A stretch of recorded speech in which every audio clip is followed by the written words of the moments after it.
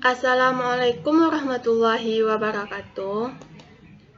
Perkenalkan, nama saya Siti Aminah dengan NIM 18230049. Baiklah, di sini saya akan melanjutkan tugas 10, yaitu seminar akuntansi yang mana tentang Accounting for Islamic Financial Institution.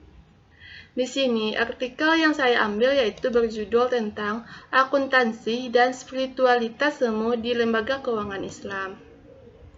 Yang pertama, pembahasan teori. Krisis keuangan global diikuti oleh seruan untuk transformasi keuangan konvensional menuju mode yang lebih etis estetika. Salah satu jalan adalah untuk mempertimbangkan estetika alternatif lembaga keuangan Islam atau IFI. IFI menawarkan skema bagi hasil atau PLS sebagai alternatif spiritual yang khas untuk produk investasi konvensional. Ontologi IFI berbenturan dengan epistemologi perbankan dan keuangan modern. Akuntansi untuk PLS menciptakan ketegangan karena kompleksitas praktik yang bertentangan dengan pelaksanaan kontrak keuangan Islam yang otentik. Makalah ini berusaha untuk mengidentifikasi peran akuntansi dalam praktik interpretasi LKTI untuk menyelesaikan perjuangan yang terjadi di sekitar penerapan skema PLS sebagai sarana alternatif keuangan berbasis spiritual. Artikel ini mengeksplorasikan bagaimana IFI menggunakan akuntansi dalam memberikan pengertian tentang nilai-nilai spiritual atau kenabian yang berlaku untuk praktik atau bagaimana hal itu bertentangan dengan implementasinya. Lembaga Keuangan Islam atau IFI didirikan sebagian untuk menawarkan alternatif hegemoni perbankan komersial liberal menurut Kamlah 2009 dan kapitalisme barat modern. LKTI mengusulkan pendekatan spiritual atau transendental untuk keuangan yang menggabungkan unsur logika dan nilai pasar, agama, dan kesejahteraan sosial. Nilai-nilai Islam memandu LKTI untuk menghindari spekulasi, ketidakpastian yang berlebihan dalam transaksi keuangan, dan apa yang dilihat sebagai bentuk ketidakadilan dalam hubungan debitur atau pemberi pinjaman yang terkait dengan pembebanan bunga. Adapun profit loss sharing atau PLS mewakili transaksi keuangan spiritual yang menghindari penciptaan uang tanpa risiko kewirausahaan. Idealnya, LKTI harus mempromosikan kegiatan ekonomi real melalui pembiayaan ekuitas dan skema keuntungan dan PLS menurut Diwani 2010 dan Feng 2014. Skema PLS dimaksudkan untuk memfasilitasi kemitraan antara penyediaan modal dan pengusaha di mana mereka berbagi risiko dan hasil dari suatu transaksi ekonomi.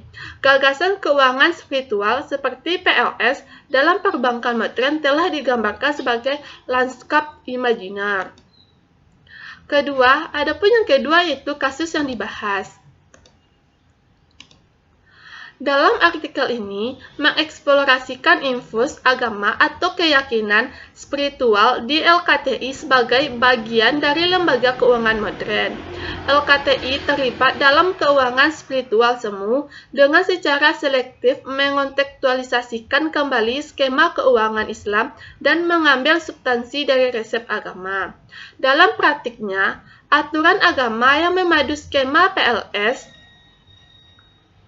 berbenturan dengan karakteristik etos kapitalis modern. Untuk menyelesaikan perjuangan IFI terlibat dalam modifikasi kerangka spiritual secara efektif. Dalam contoh seperti produk PLS mencerminkan rekan konvensionalnya. Berdasarkan temuan penelitian ini, kami memperluas diskusi tentang peran akuntansi sebagai mediator konflik kepentingan dan niat dalam menanamkan spiritualitas dalam organisasi modern. Kami mempertimbangkan kembali bagaimana akuntansi memediasi ketegangan yang diciptakan oleh pencairan kesempurnaan spiritual. Spiritualitas dan akuntansi digabungkan dalam negosiasi keseimbangan antara cita-cita agama atau spiritual dan persyaratan situasional desain legitimasi produk.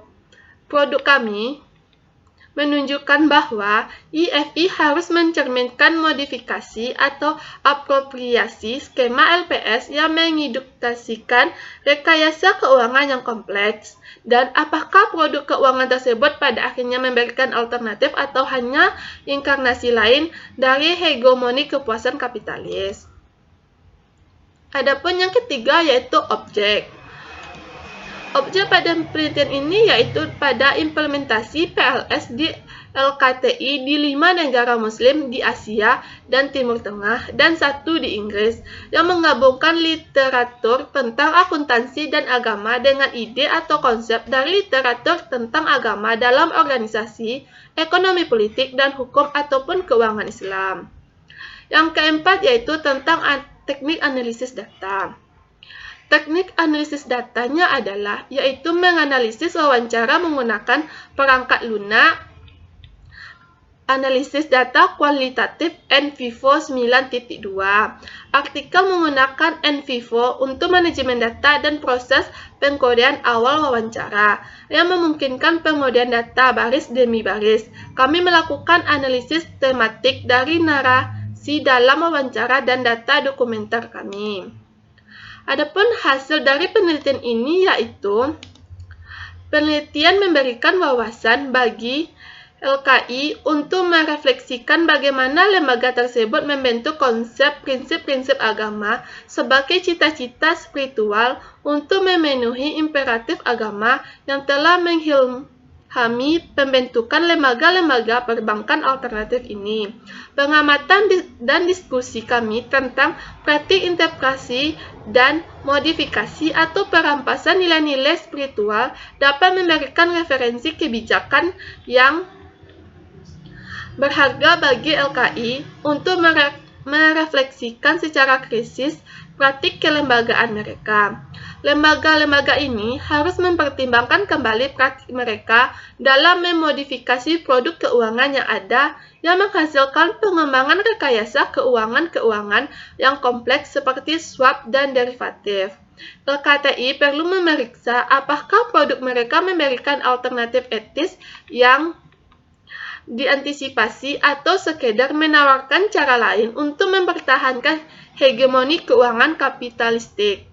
Bentuk-bentuk spiritual alternatif dari pengorganisasian keuangan mungkin paling baik digambarkan sebagai proses dinamis di tengah rasionalisasi, kekuasaan, dan penugasan yang kompleks atau persaingan untuk mendapatkan otoritas. Sekian yang dapat saya sampaikan. Jika ada kata yang salah, saya mohon maaf. Saya akhiri dengan membaca wabillahi taufiq hidayah. Assalamualaikum warahmatullahi wabarakatuh.